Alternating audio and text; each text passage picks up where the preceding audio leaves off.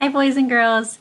So we are going to get started making your very own Google site. So the first thing you need to do is navigate to your dashboard. You're going to locate your Google Drive. So mine happens to be on this third row. So I'm going to click on Google Drive. And when I do that, it's going to bring me into all of my different files and options. I'm looking for this top waffle right here. So click on this top waffle. It's going to access all of the Google apps. And I'm looking for the one that says sites because we're making a Google site. So you'll see here, I have mine right here. Now yours likely is going to be a little bit lower, so you may need to scroll down a bit. And here's something really neat.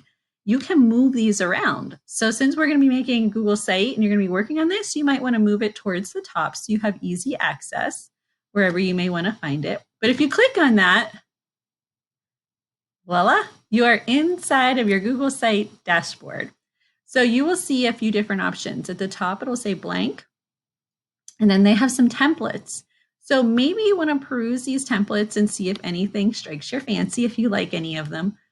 But we are going to start one from scratch. So I'm going to hit the back arrow. Now, before we go into a blank one, notice right below it are recent sites. So these are the ones owned by anyone. If I just want the ones owned by me, the ones that I've created, I'm going to see those here. So I have access, and this is where you'll come in the future to go ahead and continue to work on your Google site.